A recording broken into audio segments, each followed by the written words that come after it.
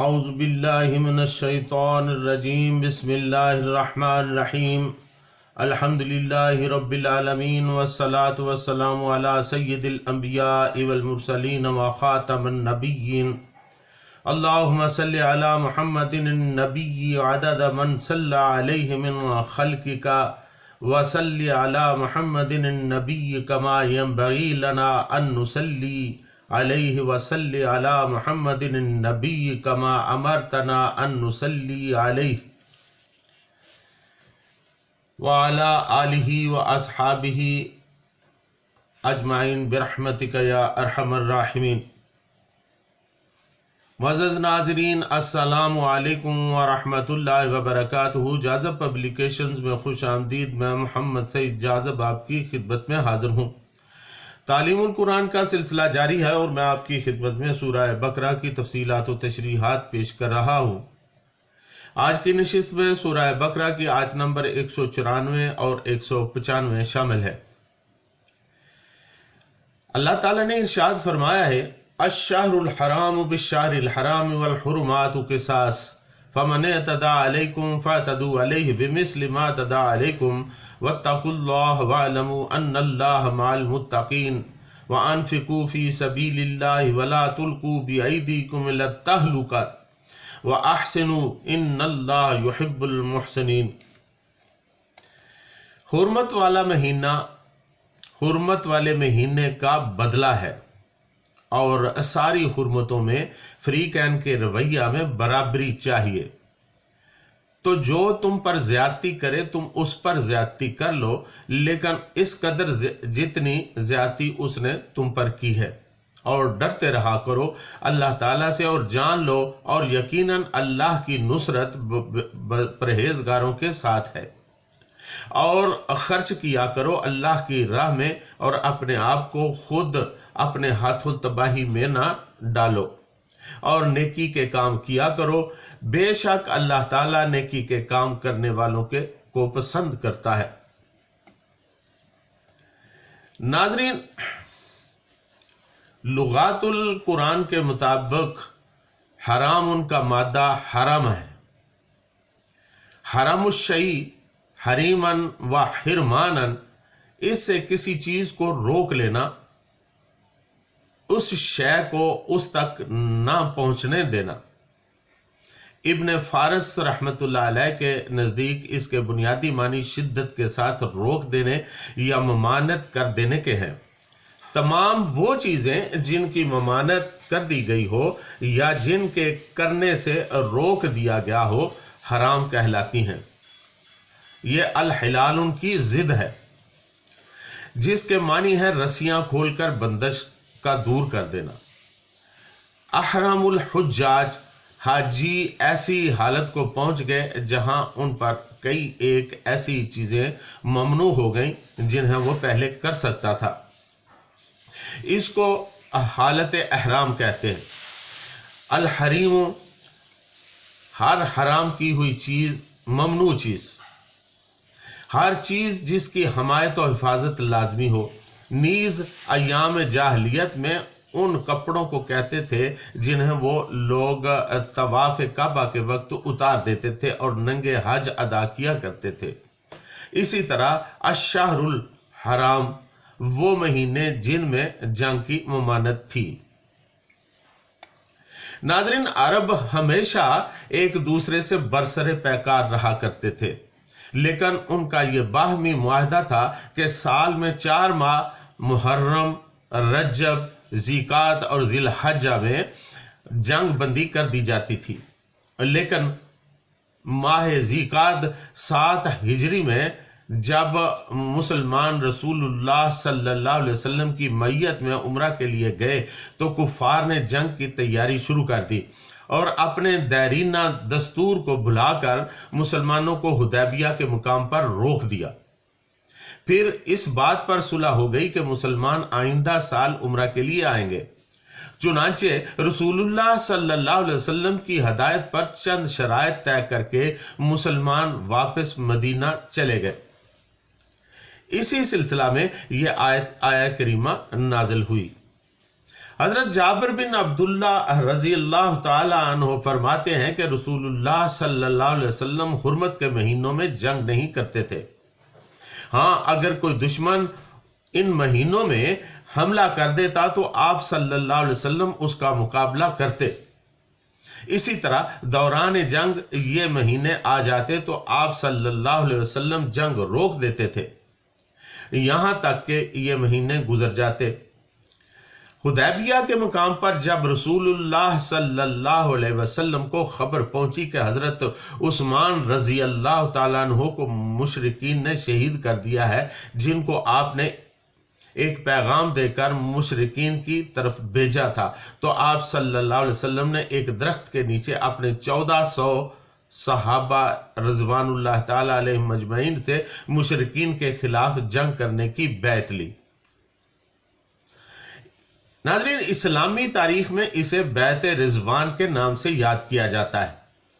اسی کے بارے میں پارہ نمبر 26 سورۃ الفتح آیت نمبر 10 میں ارشاد فرمایا گیا ہے، ان الذین یبایعونک انما یبایعون اللہ ید اللہ فوق ایدیہم فمن نکث فانما ینکث علی نفسہ ومن اوفی بما عاہد علیہ اللہ فسیؤتیہ اجرا عظیما۔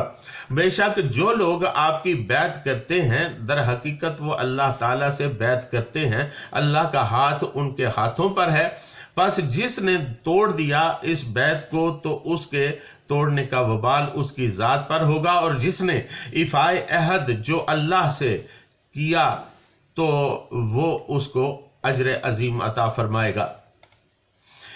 یہاں صرف اشارتاً تذکرہ مقصود ہے، اس کی تفصیل یہ آیت آنے پر انشاءاللہ تعالی بیان کروں گا۔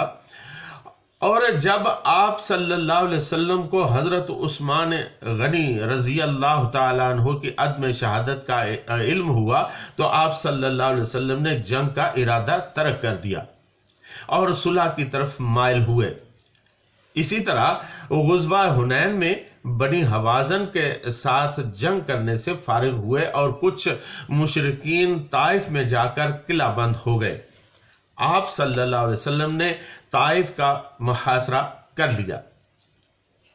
اسی دوران ذی قعدہ کا مہینہ شروع ہو گیا۔ آپ صلی اللہ علیہ وسلم نے مسلسل 40 دن محاصرہ کیے رکھا۔ بالآخر کچھ صحابہ اکرام رضوان اللہ تعالیٰ علیہ مجمعین کی شہادت کے بعد آپ صلی اللہ علیہ وسلم نے یہ محاصرہ اٹھا لیا اور عازم مکہ ہوئے۔ راستہ میں جعرانہ کے مقام پر مال غنیمت کو تقسیم کیا گیا اور یہیں سے آپ صلی اللہ علیہ وسلم نے عمرہ کا احرام باندھا۔ اس طرح عمرہ آپ صلی اللہ علیہ وسلم نے ذی قعدہ 8 ہجری کو ادا کیا۔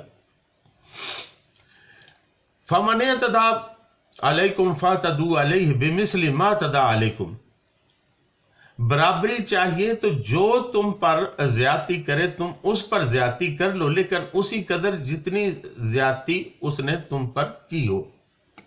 یہاں مسلمانوں کو عدل کا حکم دیا گیا ہے، حتیٰ کہ مشرکین کے معاملہ میں بھی عدل ہی کا حکم ہے۔ پارہ نمبر 14 سورۃ النحل آیت نمبر 126 میں ارشاد باری تعالیٰ ہے، وَإِنْ عَاقَبْتُمْ فَعَاقِبُوا بِمِثْلِ مَا عُوقِبْتُمْ بِهِ۔ اگر تم انہیں سزا دینا چاہو تو انہیں سزا دو، لیکن اسی قدر جتنی تمہیں تکلیف پہنچائی گئی ہو۔ اسی طرح پارہ نمبر 25 سورۃ الشعراء آیت نمبر 40 میں ارشاد ہے، وَجَزَاءُ سَیِّئَةٍ سَیِّئَةٌ، اور برائی کا بدلہ اس جیسی برائی ہے۔ چنانچہ مسلمانوں کو عدل و انصاف کا دامن کبھی نہیں چھوڑنا چاہیے۔ وَأَنفِقُوا فِي سَبِيلِ اللَّهِ وَلَا تُلْقُوا بِأَيْدِيكُمْ إِلَى التَّهْلُكَةِ وَأَحْسِنُوا إِنَّ اللَّهَ يُحِبُّ الْمُحْسِنِينَ۔ اور اللہ کی راہ میں خرچ کرو اور اپنے آپ کو خود اپنے ہاتھوں ہلاکت میں نہ ڈالو، اور نیکی کرتے رہو، اللہ تعالیٰ نیکی کرنے والوں کو پسند کرتا ہے۔ اللہ تعالیٰ کی راہ میں خرچ کرنا بھی جہاد ہی کی ایک اہم کڑی ہے۔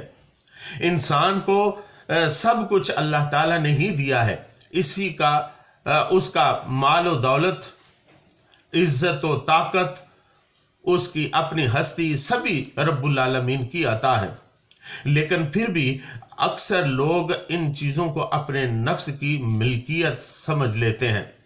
اسی لیے فرمایا کہ تمہیں جو کچھ بھی دیا گیا ہے اس کا مقصد یہ ہے کہ تم اسے اللہ کی راہ میں خرچ کرو، اور اگر تم ایسا نہیں کرو گے تو اس کا نتیجہ تمہاری تباہی ہوگا۔ حضرت ابو ایوب انصاری رضی اللہ تعالیٰ عنہ نے فرمایا، ان الالقاء بالید الی التہلکۃ ہوا ترک الجہاد فی سبیل اللہ۔ اپنے ہاتھوں اپنے آپ کو ہلاکت میں ڈالنے کا مطلب یہ ہے کہ انسان اللہ کی راہ میں جہاد چھوڑ دے۔ امام ترمذی رحمۃ اللہ علیہ روایت کرتے ہیں کہ حضرت اسلم ابی عمران رحمۃ اللہ علیہ سے مروی ہے، جب ہم نے قسطنطنیہ پر حملہ کیا تو رومیوں کا ایک لشکر جرار ہمارے مقابلہ میں صف آرا ہو گیا۔ مسلمانوں کی فوج بھی ان کے مقابلہ میں ڈٹ گئی۔ ایک مسلمان سپاہی نے تنہا لشکر روم پر حملہ کر دیا اور ان کی صف میں گھس گیا۔ لوگ چلائے سبحان اللہ، اس نے اپنے آپ کو ہلاک کیا۔ حضرت ابو ایوب انصاری رضی اللہ تعالیٰ عنہ کھڑے ہو گئے اور فرمانے لگے، اے لوگو، تم نے اس آیت کا مطلب غلط سمجھا ہے، آؤ میں تمہیں اس کا شان نزول بتاؤں۔ جب اسلام کو غلبہ حاصل ہو گیا اور مسلمان مجاہدوں کی تعداد بھی کافی بڑھ گئی تو ہم انصار نے خفیہ مشورہ کیا کہ اب جان بازوں کی کمی نہیں رہی اور اسلام کو عزت و عظمت بھی حاصل ہو گئی ہے، اور مسلسل کئی سال تک ہم اپنی کھیتی باڑی اور کاروبار کی طرف توجہ نہیں دے سکے۔ اب ہمیں اپنی مالی حالت درست کرنے کے لیے ساری کوشش صرف کرنی چاہیے۔ اس وقت اللہ تعالیٰ نے یہ آیہ کریمہ نازل فرمائی تھی جس میں یہ تصریح تھی کہ اے انصار، اگر تم جہاد کو چھوڑ کر زراعت و تجارت میں کھو کر رہ گئے تو تم سمجھ لو کہ تم نے اپنے آپ کو اپنے ہاتھوں ہلاکت کے گڑھے میں پھینک دیا ہے۔ حضرت ابو ایوب انصاری رحمت اللہ رضی اللہ تعالیٰ عنہ لڑتے رہے یہاں تک کہ جام شہادت نوش کیا، اور قسطنطنیہ میں ہی ان کا مزار انور موجود ہے۔